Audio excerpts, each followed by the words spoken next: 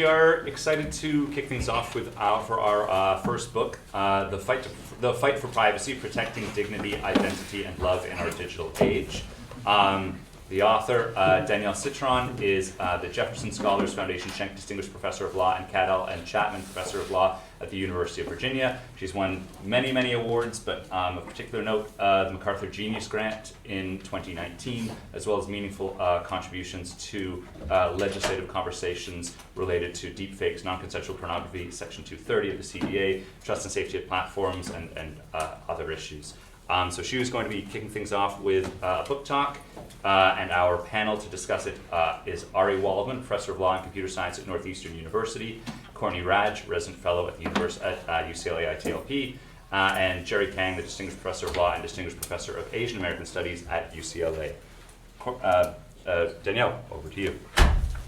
Thank you so much for having me, and it's wonderful also to know that John is a Jefferson scholar from back in the day, and I am the Wahoo Wah representative. At the moment, we've got a whole lot of Wahoo Wahs in the room, Mark and Neil. But and thank you everyone for indulging us to talk about our books today. All of my favorite people at the same time, and it's especially wonderful, Jerry. Your transactions in cyberspace and race in cyberspace have guided all of us in all of our work, and in particular for me profoundly.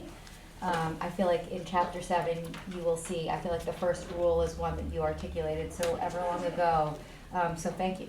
And it's really lovely for all of us, for me to have all of us here together. And poor Alan Butler knows I'm like his world's biggest fan, president of Epic. So, and Christine, we have a lot of different wonderful synergies in this room.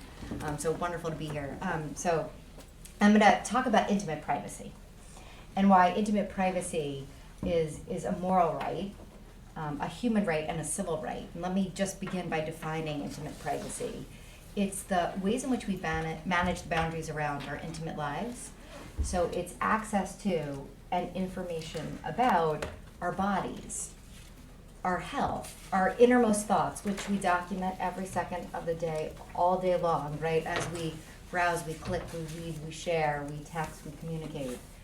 It's our sexual orientation, our sex, gender, and sexual activities, and it's our closest relationships. So every day, all day long, right? We communicate with loved ones, on the assumption that what we text, communicate, the images that we share are kept in confidence, and that the companies that are storing those, that are faring, of course, and storing all those communications, we expect, we hope, and we deserve privacy in all of those communications. And we talk to our, I'm going to hopefully convince you not to have an Amazon Echo, but if you did, you talk to your Amazon Echo, right, in your kitchen. You use your Fitbit, your health apps, your dating apps. You tell them your most, what's going on with your physical self, your menstrual activity, the folks that you date, and all the while you expect, you hope, and you deserve privacy. So every time I talk about this book, I always feel like it's really important, and this is just all of my work just generally, that is putting sort of people and their experiences at the fore seems to be the best way for me to convey to you why intimate privacy matters, and then sort of using, I think, 2 examples help underscore the 3 pillars of why we should care about intimate privacy sort of through those examples. So the first is an illustration of what in chapter 2 of the book I describe as a privacy invader. So that's individuals invading each other's intimate privacy. So Joan, and I'm using a pseudonym, had just graduated from law school. And she was doing her first deposition.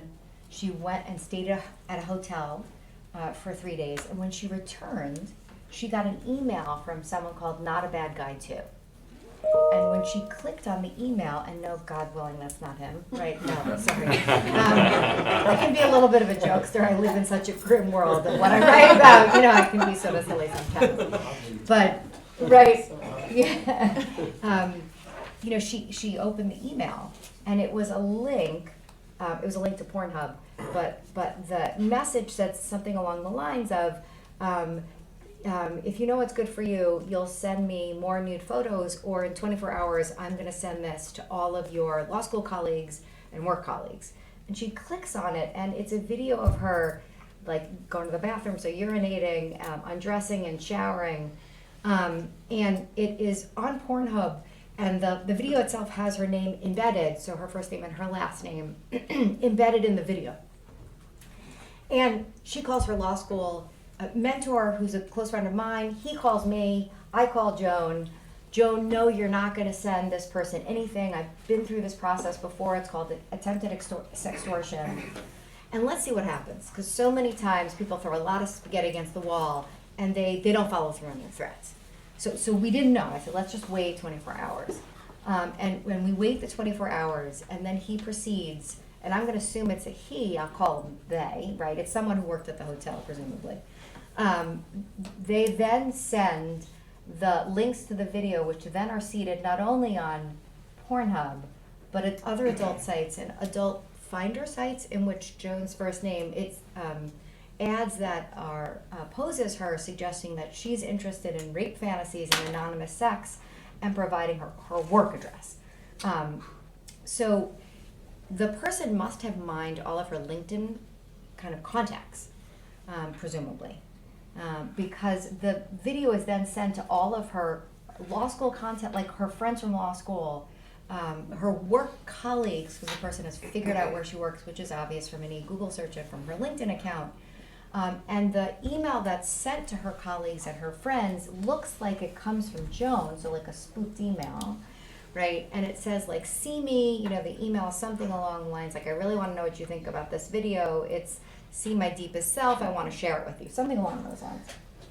And then that begins sort of the cascade or the unraveling of her privacy.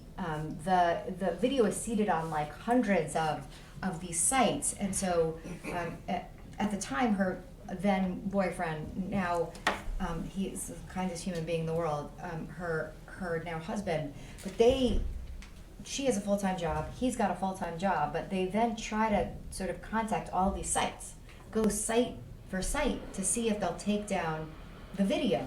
And most of the sites that it's posted it on are sites devoted to intimate image abuse. There are about 9,500 sites whose raison d'etre is they're very uncreatively named. Hidden cam, hidden camera, right? Spy in your pocket. Like they're all have the same sort of what they do is host, they encourage and solicit intimate images from other people. They'll have contests, right, for who has the most sexy sort of image of the month, but they're very similarly themed. And most don't reply to Joan at all. They certainly don't take it down. But one site operator replies, we figured out hosted in Russia, and asks and says to her, listen, I'll take your video down if you send me videos of you masturbating. Right, so yet here we have like vulnerability built on vulnerability. And for Joan, it was sort of shattering. She said to me that she knew that the people she worked with, like first she had to go to the partner she was working with at the big law firm, and to have to explain what was going on and explain the email.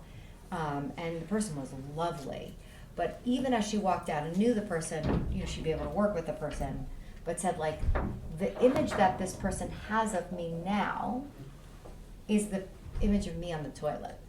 Like I don't know how to wrap my head around that, knowing that as I see the sort of demeaning images that I'm projecting onto them, like how they see me.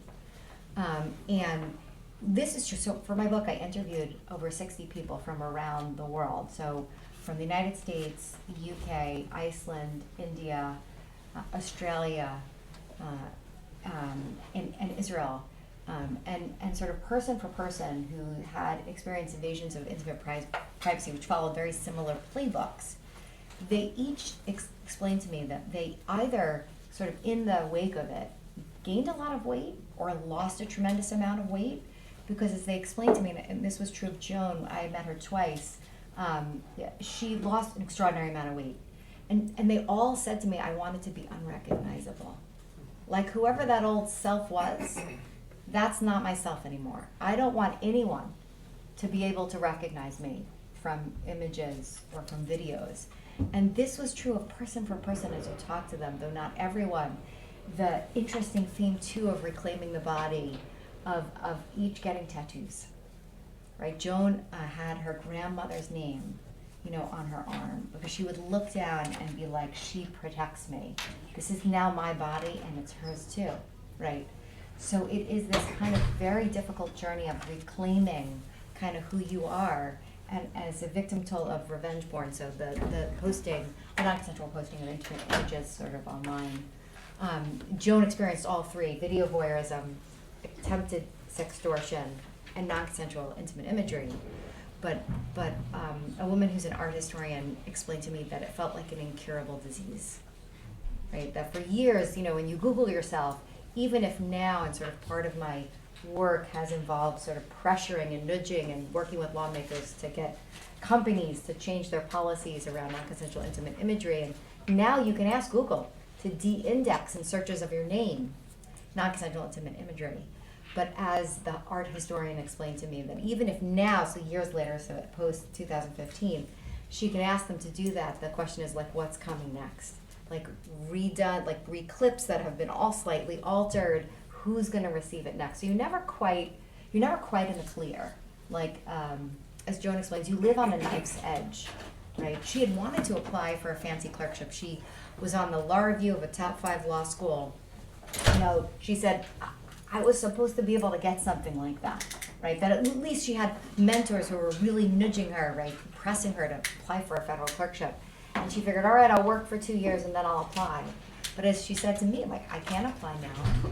Do I explain to judges in advance, because their clerks will probably Google me if I get down to the point where they might interview me, that I have to explain this process, right? So there were opportunities foregone. She and her boyfriend were supposed to get married right around the time that we met in early 2018. And they put off their wedding for 4 years, right? Because as she explained, I can't imagine being a mother to anybody, because she had wanted to have kids. And feeling whole enough, right? Or like even like a fully integrated human being, right? To have children. And then to invite her family, right, to a wedding. When there were some family members who just didn't get it. Like she had a close family member who was like, I'm sorry you're dealing with this, but like it's kind of on you. People don't get it, right? And when you're suffering, they can't talk to you about it, and you need to talk about it, right, as you're going through this. So Joan's story, unfortunately, is all too familiar, right? Like that is what we discussed was something, come sit with us, do not worry. It's like recurring themes, right? It's painful for me to say that it's like a playbook, but it is, and more often than not, so researchers, we now have all sorts of empirical evidence that at the time when I first began working on non-consensual intimate imagery, sort of in 2014, writing an article called Criminalizing Revenge Porn with Dr. Marianne Franks, it was woefully understudied, but now we have studies, and I have colleagues in Australia, in Italy, in the UK, and New Zealand who've studied this and found that the majority of victims of non-consensual intimate imagery are women. They are gender and sexual minorities, non-whites, and often disabled individuals, and their identities are often compoundingly vulnerable, right? Like, so, a black trans woman, there are activists across the world who I'm in touch with, who often come from like compounding vulnerability identities who experience this and who are brave and come forward and run various organizations, much like ours, the Cyber Civil Rights Initiative. We have sister and brother organizations across the world. So I'm going to now sort of segue just into one other example, and then use those examples to show the ways in which why privacy matters and why its denial is identity undermining, it's dignity destroying, it's intimacy busting, right, and a great risk for equality of opportunity. So just Monsignor Burrell, John Burrell, was a high profile, there's like a National Commission of Catholic Bishops, and he was an administrator essentially. He no longer had a parish. And he used Grindr and went to gay bars, and his location history was shared and sold by Grindr to a location data broker. And a journalist for the Catholic, there's Catholic related press, got a hold of his location data history from a location data broker, and it was clear that it was all gay, gay bars, but also that the data came from Grindr, as we sort of re-identify with using mobile advertising IDs. And the paper, he wrote about that Burrell had a secret gay life, and he of course loses his job, and his reputation is destroyed. The way in which that happens, that our intimate information, so this is Spying Inc., the chapter 1, where I talk about all the ways in which our most intimate information is collected, used, shared, and sold, exploited. That is part of what we presume is normal in the United States. That is, our dating app data is they collect enormous amount of data about us. UK journalist Judith Dupertel explained when she made her UK GDPR request, like when the data of her Tinder profile sat in her lap, she got 800 pages, right? When she asked for her information, she said, Tinder knew me way better than I knew myself. Like every sexual fantasy I ever thought I might have had, maybe. That when she sat with it, all 800 pages, and all the analytics that Tinder had done about her, that is, the race of the men she was interested in, all sorts of information, even people she clicked on, liked, that is, wasn't even people she went on dates with, that all of those things that were about her, that was so inferred and collected about her, she had no idea. And that's the kind of information that is shared, of course, and sold advertisers, marketers, and into data brokers. And we know that data brokers, they're some of their biggest clients are law enforcement. And in a post-Dobbs era, right, the way in which our intimate information is being shared hand over fist without need of a subpoena or a warrant, right? All of your information from your period tracking apps, your location of your cell phone. So I'm not looking at the period tracking app and saying, that's the problem. Golly, not at all. That is all the ways in which we're sharing, inadvertently, expecting, hoping, wanting, desiring, deserving privacy. We're not getting it, right? And so what does it mean, right, for Joan and for the Monsignor to have their intimate privacy be lost, right? And so a key theme of the book is the ways, and I'm building on the shoulders of giants, many of them here, right, in the way that I conceptualize and understand intimate privacy. And of course, beginning with Warren and Brandeis, the story is very much a story about intimate privacy and the privacy, as they say, that the sexual details of one's life shouldn't be shared with others, that what is whispered in the closet shall not be proclaimed from the rooftops. I'm quoting them, right? That a letter that a father shares with a son is theirs and theirs only, even if it literally contains nothing interesting, right? The inviolate personality depends upon the ability to decide for oneself, how much of oneself is known to others. And all of that has so much to do with how we think about our sense of identity, right? How we figure out who we are and ourselves. Our first relationship is with our bodies, right? It's like how we fundamentally figure out who we are in the very first instance and forever until you're done, right, is our relationship with our bodies. And having, for Joan, right, no longer that sense that her body was her own, right? Fundamentally, the kind of self-respect that we each and all enjoy, and this is the connection between autonomy, identity, and human dignity, right? Self-respect, self-esteem, is knowing that you can so decide for yourself who sees you, right, and your body. It is dignity securing and dignity denying when it is denied you, right? And as Joan said to me, like, I walk around, and this is the other part of human dignity that is so important and at the heart of intimate privacy, is social esteem. That is how other people see you, right? That is when we're, and I'm excited to talk a little bit when we talk about Neil's book about this concept of social esteem, right? And how we feel about shame.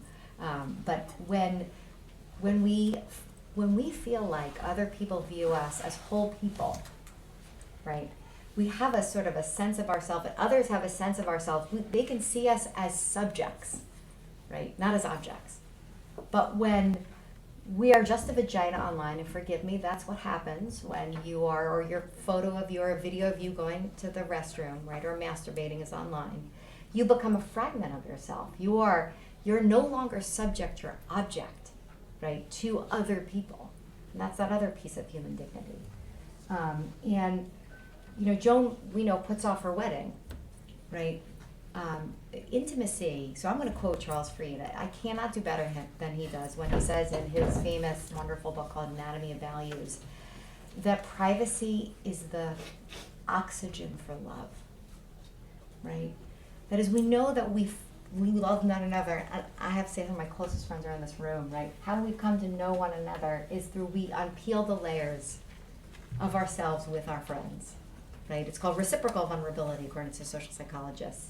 And it's because we trust, right? Because we trust that other people will keep our confidences and activities, and it's nothing too exciting, I tell my friends around this table, frankly, right? There's nothing too thrilling, I tell them by text message, but it is looking at you too, right? It's nothing too crazy that we tell one another, but it is the sharing and under conditions of trust that we do that, right? That intimacy and love and caring develops. And for Joan, she lost, this is a recurring theme and a theme that I know from the folks who study in the UK, Australia, New Zealand, studies that have reinforced studies that we've done at the Cyber Civil Rights Initiative, that it's very difficult to love, to share, to let your guard down once your sense of trust, once your intimate privacy has been violated. Okay, so often, because I know I don't want to go over time, I feel like I've left out the biggest part of this entire project of why I write this book, which is that I want us to think about intimate privacy as of course, a moral right, as a human right, and fundamentally as a civil right. And a civil right, by which I mean a legal right, a legal entitlement that each and every one of us enjoys, but that also includes structural protections from structural discrimination. And I'm borrowing from understandings of civil rights from the 1866 Civil Rights Act, from the 1940s Department of Justice's Civil Rights Division, how it understood civil rights, which was labor rights. That is rights that each and every one of us enjoys. And my dean, Lisa Goluboff, has a brilliant book about that sort of lost story of civil rights. That it's a call for intimate privacy for each and every one of us, right? And it's also a call for the recognition, of course, and protection against discrimination. And the move to a civil right has both practical and expressive, and I'm going to do it like 3 minutes, both practical and expressive significance. Because when we think about civil rights, the commitments under the modern civil rights laws is that when when you are in charge of a powerful entity in charge of civil rights, that you become the guardian of those rights, and you have guardianship duties. You become the steward of those opportunities, right? And for Spy Inc., that means you can't collect intimate data. You don't need, for a legitimate purpose, I'm going right back to that Stanford piece you wrote, Jerry, right? That's now been enshrined in all sorts of privacy laws that we now have, like GDPR. That you cannot sell it, period, the end of story, if you're the guardian of that data. And I'm going to rely on Neil and Woody's work on loyalty, that it includes a duty of loyalty and a commitment to non-discrimination.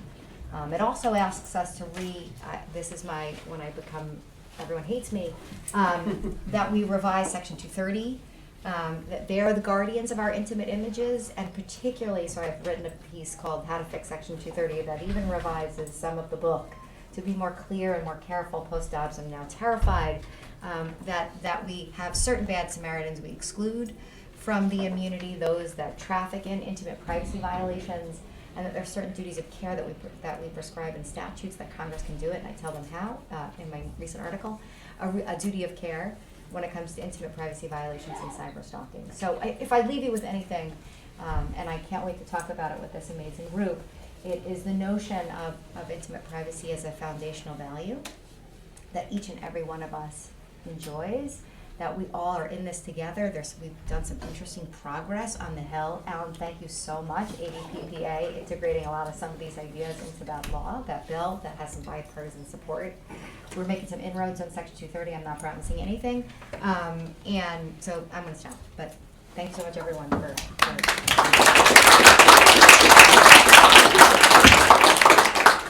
Thanks very much. So I'm going to maybe start just by giving each of our panelists a chance to sort of respond briefly on a topic or issue or just their reflections on that, and then we'll go into some questions that I have. Maybe starting at the end with Jerry.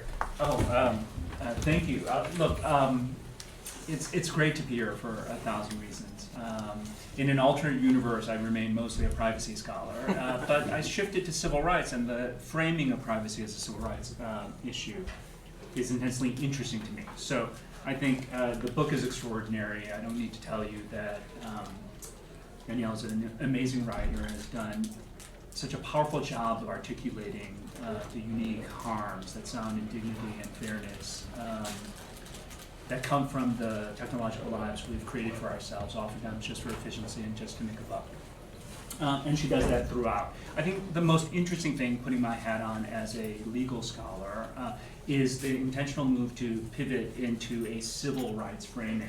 So in critical race theory or legal discourse, there's a long conversation about why call something a right versus an interest or a social norm, and there's conversations about the relationships between rights and norms and the reciprocal relationships. But I think, why do you call it a right, and does it matter?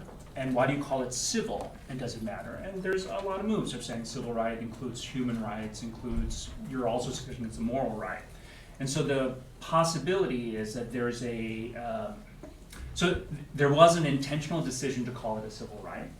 It provides some traction, especially when you emphasize the disparate impacts clearly that it has on women as well as various other LGBT populations.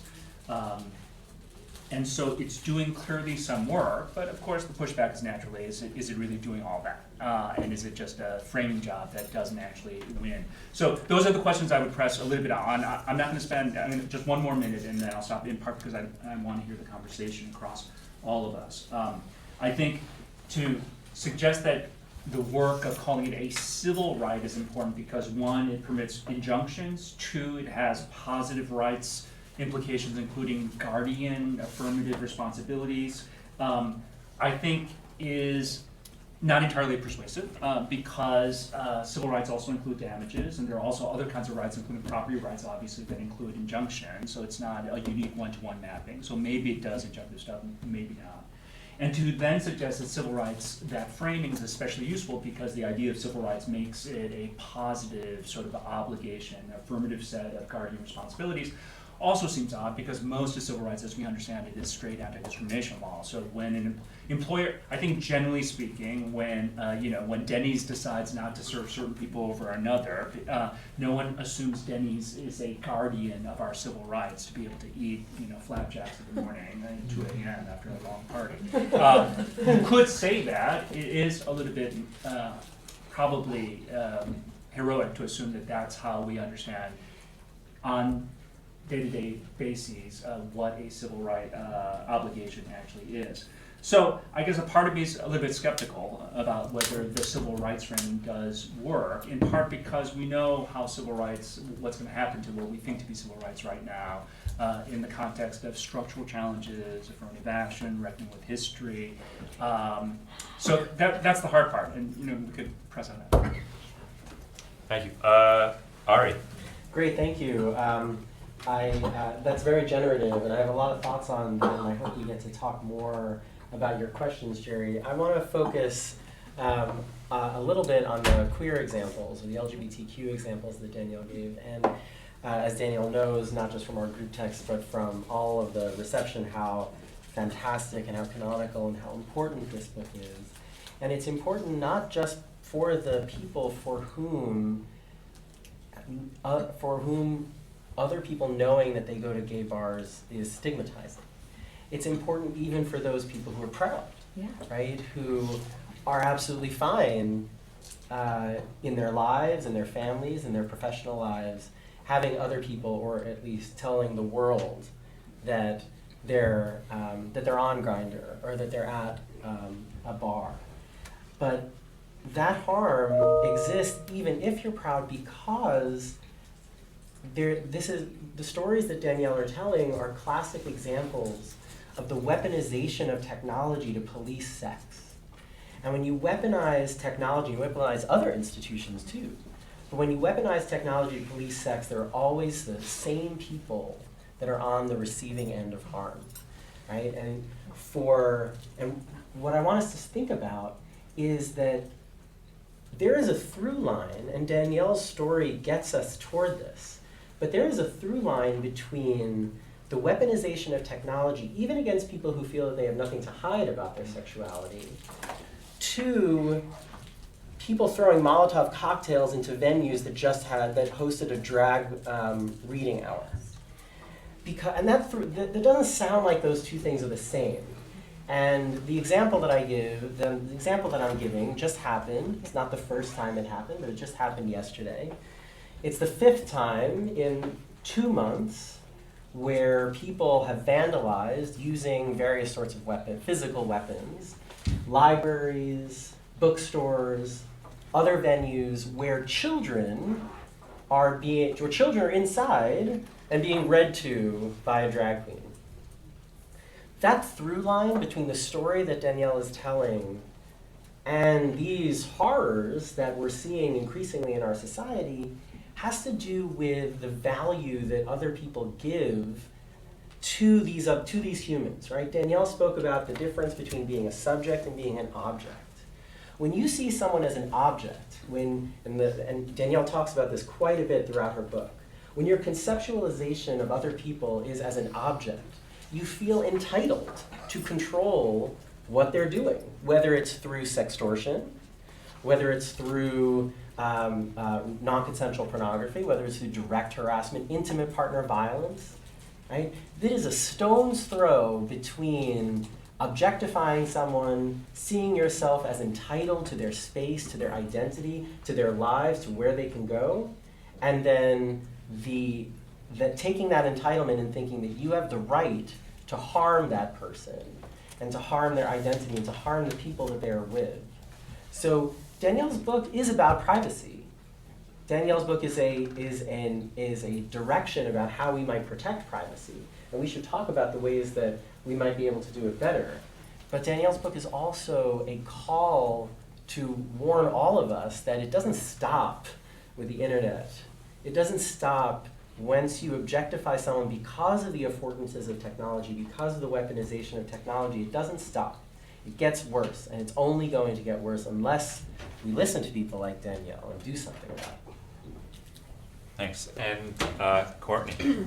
Yeah, I couldn't put the book down. It was fascinating, and one of the stories you tell is Rana Ayub, who is an Indian journalist who I got to know quite well over the years. I used to work at the Committee to Protect Journalists, and we had to help her flee India in order to not be killed after the shallow fake. It was not a deep fake. It was a very obvious fake. Was posted online.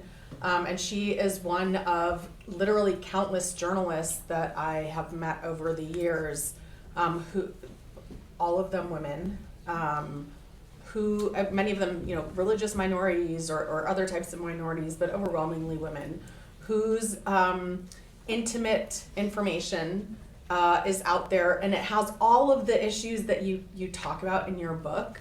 But I think there's even another dimension, which is then what are the ramifications for society and for democracy? And I was really struck, in your book when you're talking about, clarifying that intimate privacy, hasn't been recognized as a civil right because we haven't clarified the moral significance of it to society and politics. And it really made me think about not only is it a precondition for love and friendship, but honestly for democracy on multiple levels, for you to understand yourself as a person and as a citizen, but also for these other people who play a dual role in society as a private person, but also as a public person, where the invasion of their intimate privacy then contradicts from their ability to play their public role. I talk about journalists, but you could think of many other kind of situations like that.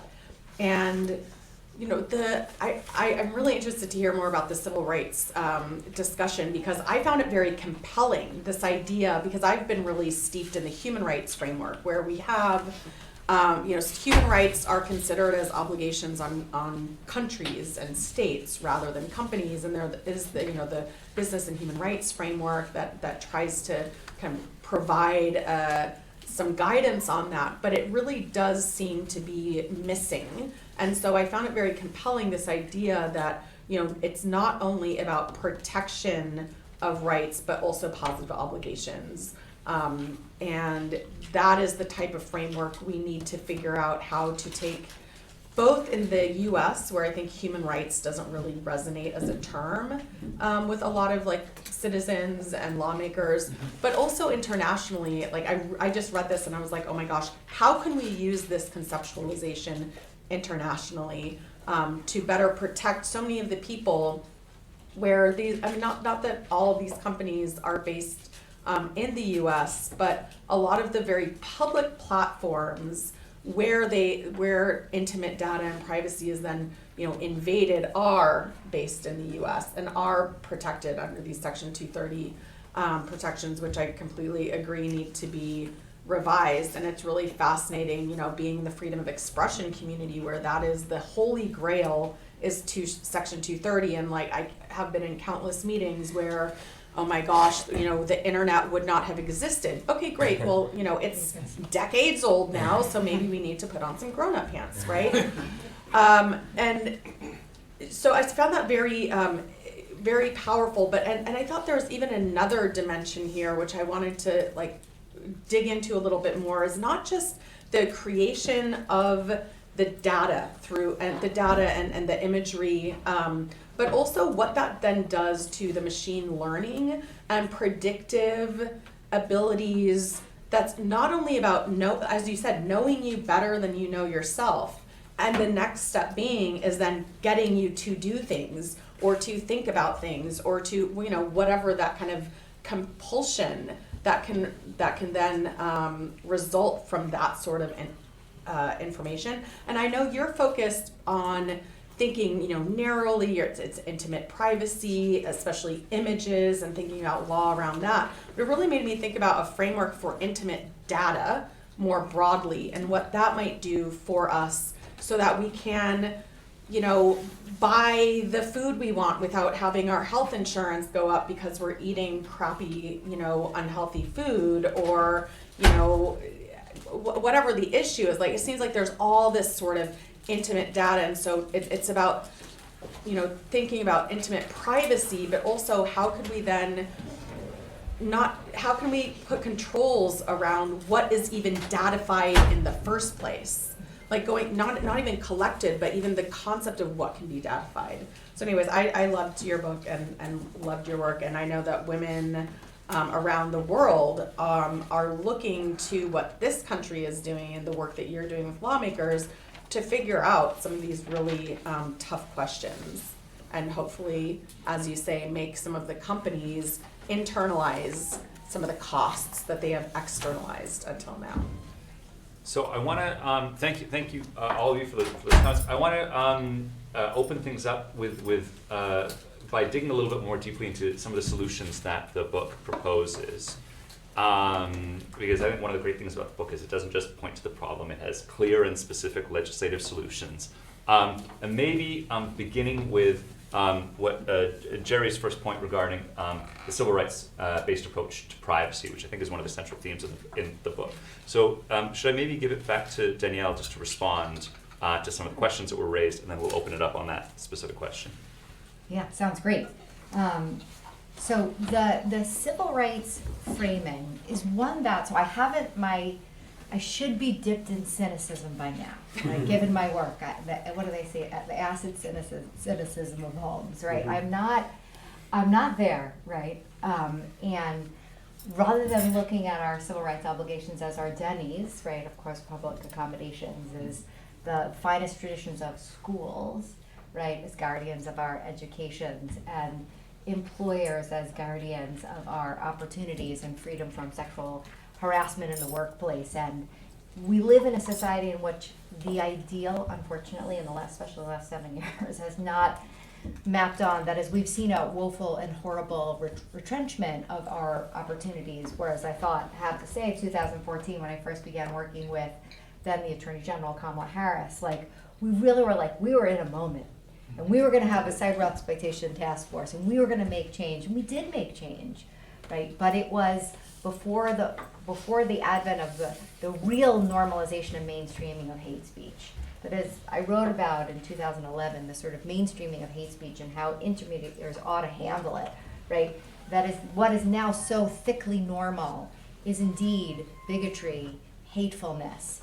But I haven't given up, right? That is, the expressive value of a civil rights story is one that, you know, Carol Anderson, when she writes Eyes Off the Prize, so Dr. Anderson, you know, famous civil rights historian, explains the story of the early NAACP history, that they were calling for work as a human right.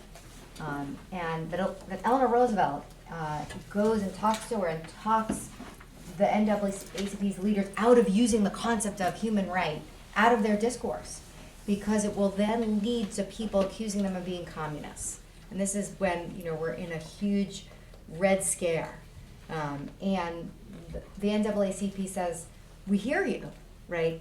The concept of rights owed each and every one of us is something that we've got to be, we realize it's politically unpopular, that we're going to have to sort of narrow ourselves to civil rights understood not as human rights, but civil rights understood as the project of anti-discrimination.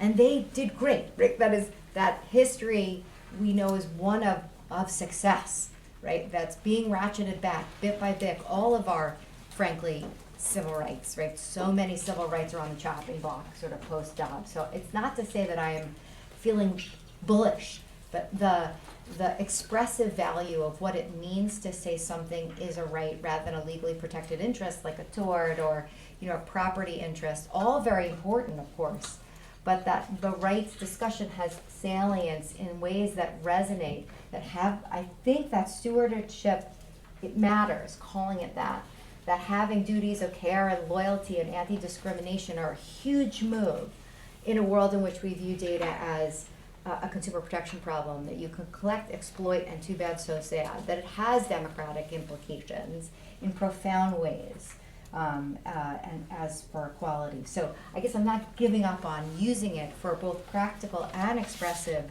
reasons that I think, if anything, that the Women's March right after the election after the 2016 sort of inauguration, we can take to the streets. The women in Seoul actually are my inspiration. And the government of South Korea is my inspiration. I've been working really closely with the Digital Sex Crimes Information Commissioner's Office, that in 2018 there were a series of 4 marches that women were tired of being videotaped secretly, recorded in public bathrooms, and then having it be uploaded to the cloud. It was treated as a joke in the country called Molka, which is after like a hidden cavern TV show. And women took to the streets in 4 marches, or 5 marches, each more populated than the next. So the first march has 20,000 women and allies take to the streets with signs that say, "My life is not your porn." 2 months later, 40,000. 3 months later, 75,000. The last march was in frigid temperatures, December 2018. 125,000 people took to the streets of Seoul. And I want us to do that. That is, we need to take to the streets for privacy, intimate privacy, and privacy generally. And I have to say, treat all data is intimate data. That's rule 2 of my book, because as Brian Kalo says, from a lot of prosaic information, one infers and turns is intimate in 5 seconds. So this is actually an agenda for all personal data. Rather than just intimate data, but intimate data as providing the inspiration for the justification for profound protections. One that's anti-collection, as you said beautifully, anti-inference, right? That is, you are now who you are, but and who you're becoming ought not ever be inscribed in a record prison, as Arthur Miller said beautifully in 1971, right? So the civil rights sort of kind of hopefully respond to everyone's comments.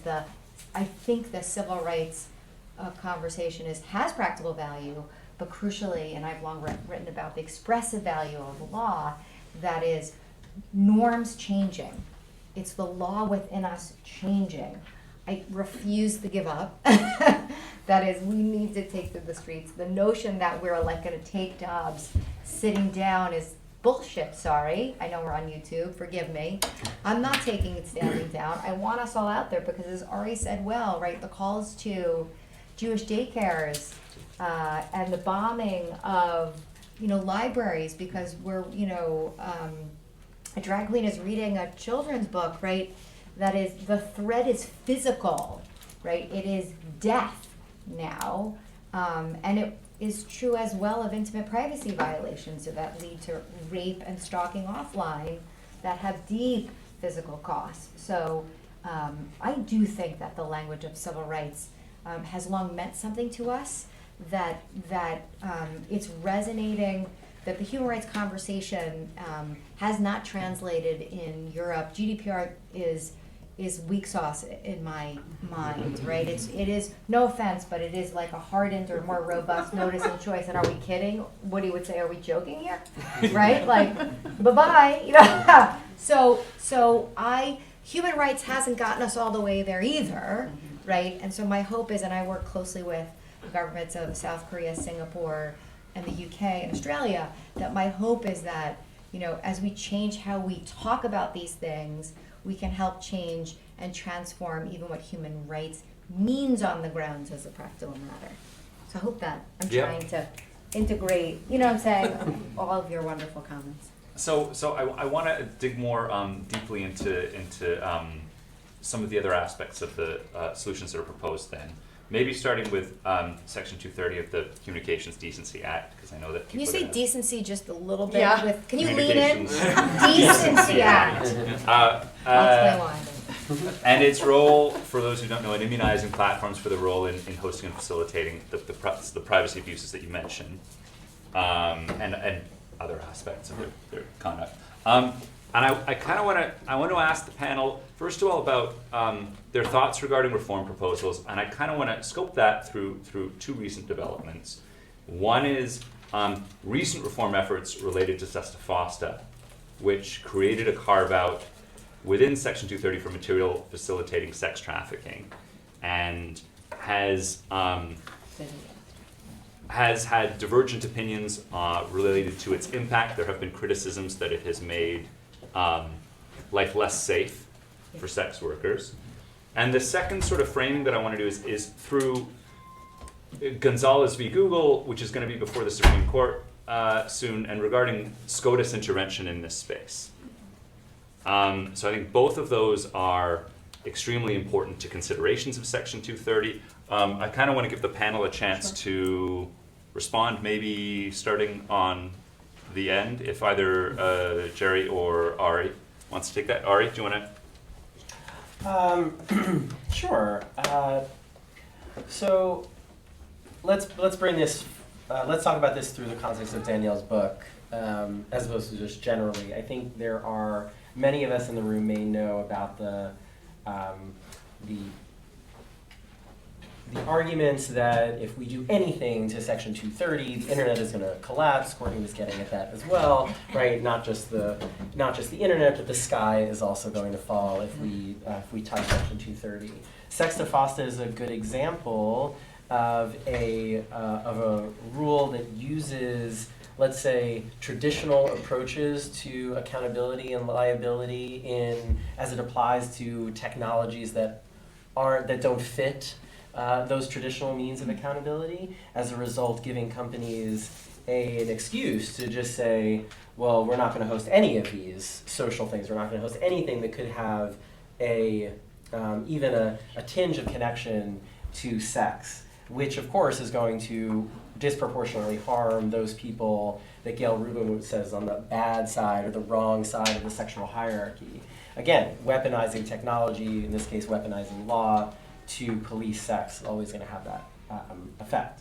So what do we therefore do about it? With respect to the Supreme Court, I think Danielle's book makes a very compelling argument that the kind of wholesale decision that could come down from this Supreme Court in particular on this case is not the answer, right? The book is very clear that we don't need wholesale across the board statutory solutions that say you can't do X on the internet, or that we want to resurrect some contract with America type responses to internet indecency, right? There's a reason why it's called the Communications Decency Act. This is a different reason why you wanted to emphasize it. But it was developed as part of a larger conservative attack on expression that was overwhelmingly based on the Republicans in Congress' desire to police sex, right? So these kind of overarching solutions, Sesta Fosta is an example of them, provide these windows, open these doors toward the reification of traditional power structures. This is one of the reasons, I believe, although Danielle can certainly speak for herself, I believe this is one of the reasons why Danielle is calling for a more ground-up, non-reformist approach to dealing with this. And when I say non-reformist, I mean a more democratized role for affected communities to raise consciousness about this as a civil right. That's one of the things that thinking about law in its expressive value does.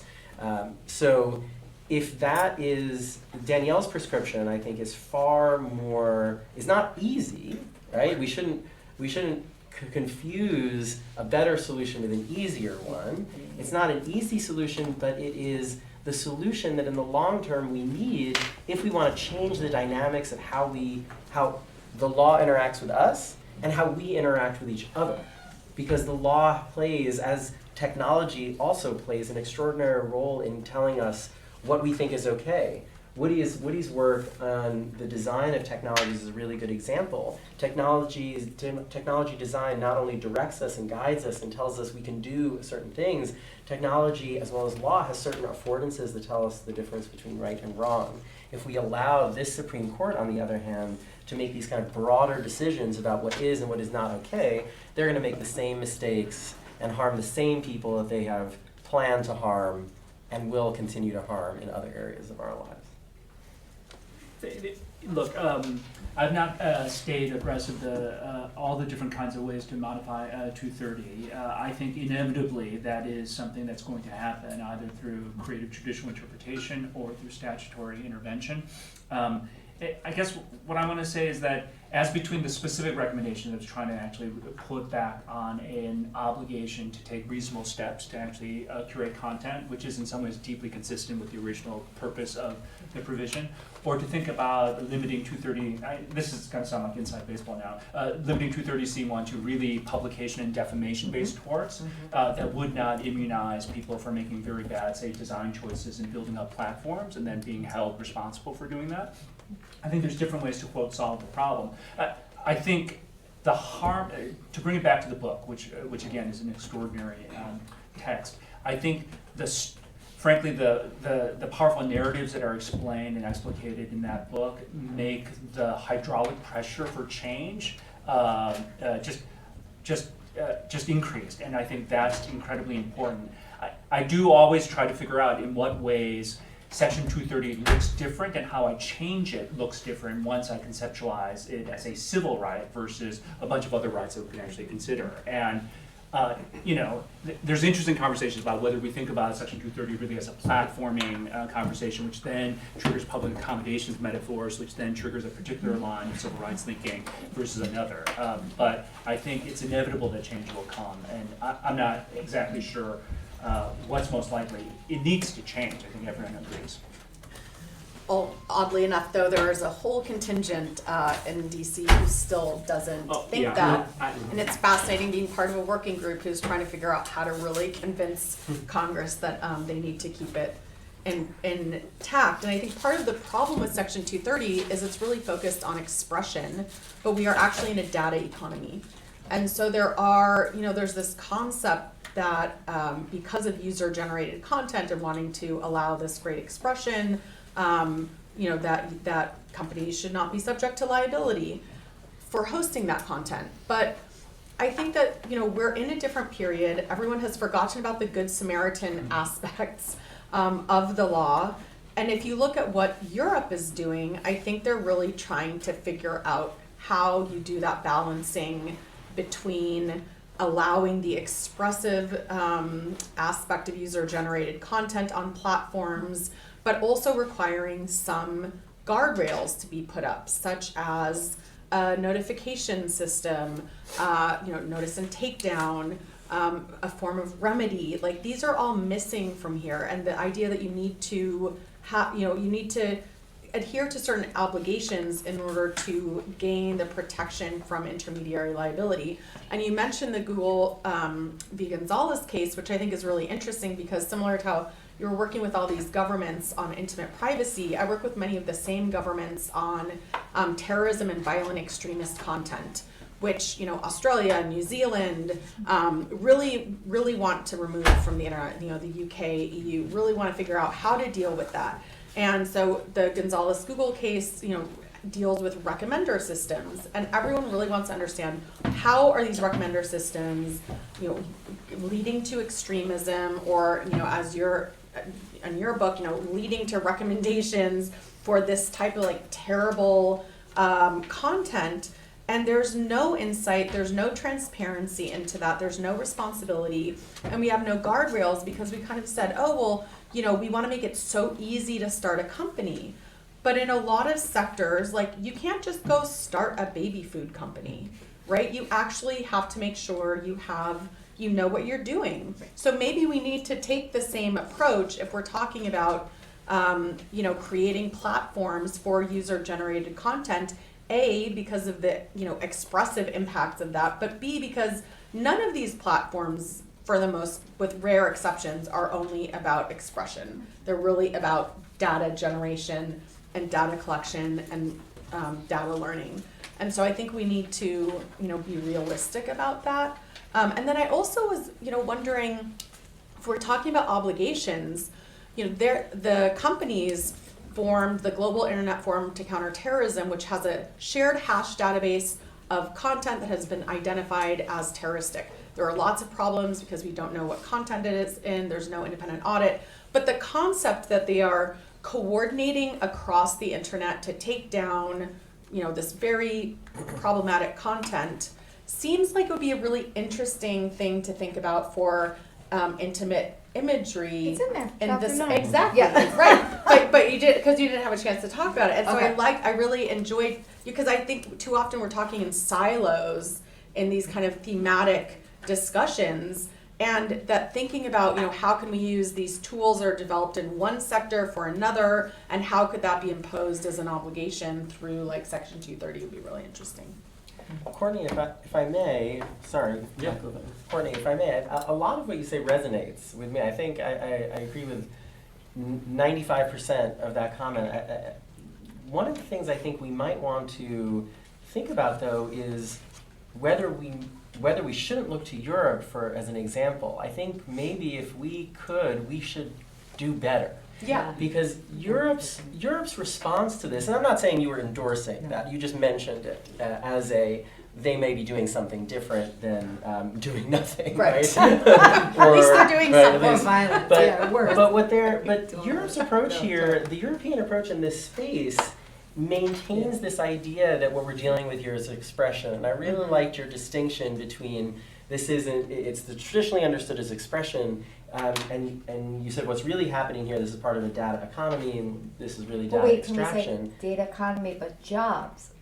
These platforms are jobs. Yeah. That is why I call it a civil right. Right? That's true. No? And I would go even further. Yeah. I say what's happening here is Yeah. labor extraction. Yeah. Right? What's happening here is these platforms are Riffing. Yeah. Too. What's happening here is these platforms are extracting profit, in the economic sense, they're extracting rents from the labor of their users in a multi-system, in a multi-arrangement way. And by doing so, whether this is a social media platform or a commercial platform, by doing so, that is an entirely different story than thinking about it as expression. Right? Exactly. If we're thinking about it as expression, then we're going to have these reformist things about notification, about Right. takedown. I do not care about notification Or consent. in a system, in a regime that is labor extractive, where notification is not really relevant. Notification is not externality. Notification is independent to the story or to the technological and legal relationships these companies have with us. As a result, right, one non-reformist approach, right, is not 100%, we can negotiate the details, but one non-reformist approach is fundamental or human rights, right? So that's one aspect. But we also need to think about a wholesale restructuring of the law's relationship with the information or labor extractive economy. And here I'm thinking about the work, of course, of Julie Cohen in Between Truth and Power, as we now need to shift from these kind of old solutions, which we applied when we thought about these things, and we thought about things like content moderation and others as speech things, right? But we need to shift from these old style solutions to an approach that brings the rule of law back to this labor extractive economy. And so far we, as well as Europe, has been really, really bad at that. And I was thinking, when you said, as you're both resonating, labor, that is your data is labor extraction. That is, you're doubling down, like two-finger kind of thing.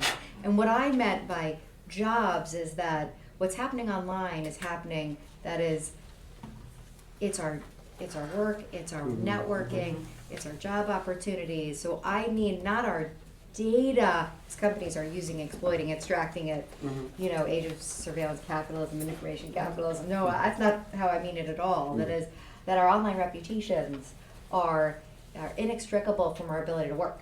That is, and we know, like a journalist being on Twitter is work, right? Well, by Twitter, but whatever that may be, however that story goes, that your online reputation is actually your work, is actually your networking. So I meant that in a different way. So we're all, it's complementary. We're all, what do they say? But saying different things about economic value.